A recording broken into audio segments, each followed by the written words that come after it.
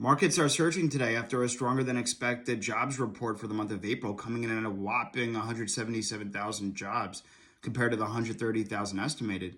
This is great and kind of surprising because investors and economists were worried that due to all the tariff uncertainty and so on, that the jobs report would be terrible. But 177,000 compared to 133,000 is a huge amount higher. The unemployment rate stayed the same at 4.2%.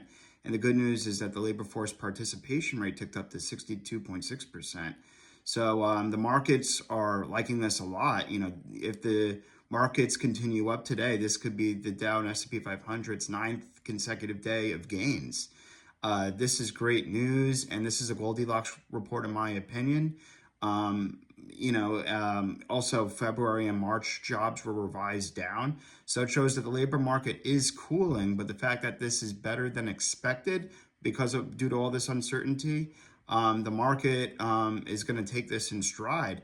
Obviously, we have to see what happens in future months when the sentiment actually becomes hard data and shipments from China and other countries, more China due to how far away it is, as shipments from China arrive, that data will actually be in this month's economic reports and next month's.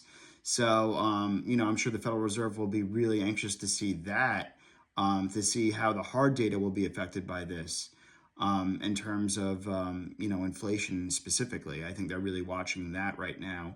But due to the strength of this report, I think the Federal Reserve is going to hold rates and keep paused and be patient for now. Even though Trump said he wants to cut rates, they don't have to be in a rush. The Fed, due to the strength of the job market, another reason the markets have been doing well was due to all the good big tech earnings reports from Meta, Microsoft, Google. Amazon's was good, but they just issued some hampered down their guidance due to the tariff uncertainty. But that was the only reason why Amazon's trading slightly down. On top of that, we have the Ukraine-U.S. minerals deal, which ties U.S. and Ukraine's economic interests together, and Ukraine's rare earth materials, which is good for our tech products. And then we also have China signaling in the early hours of the day today that that the U.S. reached out to them in terms of trade talks. At the end of the day, it doesn't matter who reaches out to who, as long as these sides